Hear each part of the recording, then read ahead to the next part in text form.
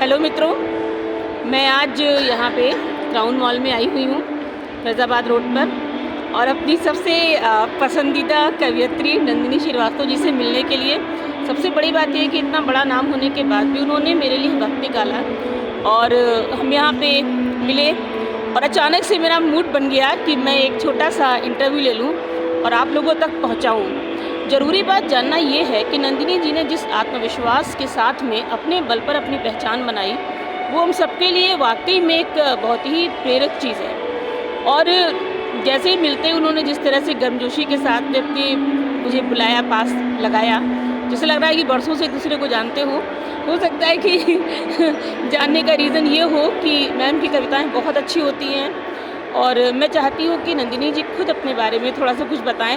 वो मुझे कुछ बता रही थी तो मुझे लगा कि मैं आप लोगों को भी शेयर करूँ। मैंने उनको रोक लिया, मैंने कहा नहीं, आप पहले आप बताइए, हम सबको पता लगना चाहिए। नंदिनी जी, आप बताइए आपने कैसे शुरुआत करी काव्य के क्षेत्र में, जबकि आप तो अंग्रेजी में एमए हैं।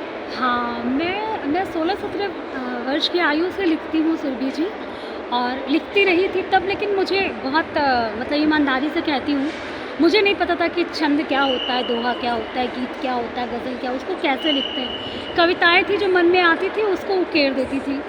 फिर साइंस की स्टूडेंट रही हूँ तो वक्त ही नहीं मिलता। फिर अंग्रेजी से एमए किया, विवाह हो गया बहुत, एमए करते करते ही गृहस्थी आ गई। तो एक तरीके से मैं कहूँ कि मैं अगर अच्छे से लिखना शुरू की हूँ तो वो 9-10 वर्ष से।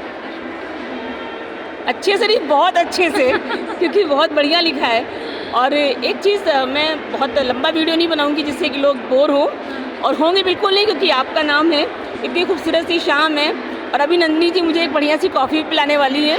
और बस एक बात मैं जानना चाहती हूँ कि आजकल लड़कियाँ इस क्षेत्र में आगे बढ़ रही हैं, वो किस तरह से बहुत अच्छाई के साथ में, सकारात्मकता के साथ में, पॉजिटिविटी के साथ में, बिना थके बिना हारे और इस क्षेत्र में बढ़ती जाएं। दूसरी ओर बहुत सी कार्यशील महिलाएं भी हैं, वर्किंग लेडीज़ भी हैं जो आगे आना चाहती हैं, उनको भी आप कुछ बताइए। जिस तरह से आपने अपनी गृहस्थी, परिवार और अपने बच्चे के बीच में सामंजस्य स्थापित किया अपने काव्य क्षेत्र में, तो थोड़ा सा कुछ हमारी इस नई पीढ़ी और वर्तमान हम लोगों की समवयस्क पीढ़ी को कुछ बताइए आप।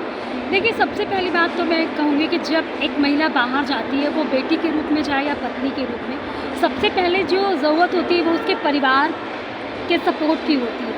तो पहला आपका परिवार अगर आपको मन से सपोर्ट करता है तो आपके लिए रास्ता अपने आप थोड़ा सा राह आसान हो जाता है। दूसरी बात यह है कि हर क्षेत्र, हम काव्य की ही बात कर लें, हर क्षेत्र में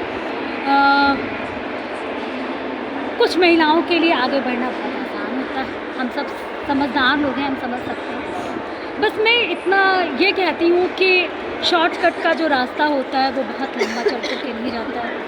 जब जीवन में भूकंप आता है तो लिफ्ट काम नहीं करता है, हमें सीढ़ियों से उतरना पड़ता है। तो बेहतर होगा कि हम सीढ़ियों से ही चढ़ने की कोशिश करें।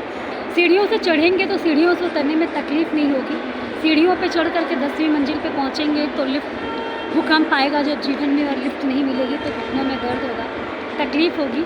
सही रास्ते से आगे बढ़ने में वक्त लग सकता है, लेकिन आपके अंदर प्रतिभा है, आपके साथ अच्छे लोग जुड़े हैं, आप अच्छे लोग को पढ़ रहे हैं, आपके साथ आपके जैसे प्रशंसक और सहेली जुड़ी हुई है, ईश्वर का जरा सा साथ हो तो ज़रूर आगे बढ़ेंगे। वक्त लग सकता है पर बढ़ेंगे ज़रूर। और एक बात और कहना चाहूँगी कि बड़ा कवि, बड़ा साहित्यकार होने का ये मतलब नहीं कि आपके पास बहुत बड़े बड़े मंच हों, आपके पास बड़े बड़े पेमेंट आए। आप अगर अच्छा लिखते हैं और आपको 5000 लोग भी जानते हैं तो आप बड़े कवि, बड़े कवित्री। नंदिनी जी ने बहुत अच्छी बात कही, बहुत बड़ी बात कही है, और वाकई में मैं चाहूँगी कि मेरे सभी जो लोग मित्र मुझसे जुड़े हुए सब आपको देखें, समझे, सुने। और वाकई में बड़ी खूबसूरत मुलाकात है कि हम जब दोनों ही बड़ी बेतकल्लफ़ी से आए हुए हैं, हम दोनों ही अपनी सामान्य सी पोशाकों में, आउटफिट में कोई चेंज किया है, इस तरह से आए हैं। तो बहुत बहुत धन्यवाद नंदिनी जी आपका। मुलाकात तो भी हमारी आपकी जारी रहेगी, बिना कॉफ़ी पिए हम आपको छोड़ेंगे नहीं। लेकिन हाँ, बस ये है कि आप लोगों के साथ में इतना ही, और फिर कभी और लंबी मुलाकात किसी अच्छे से स्टूडियो में लेकर के लाइव। और ईश्वर करे नंदिनी जी को खूब तरक्की मिले, उन्नति मिले। आभार, धन्यवाद आपका।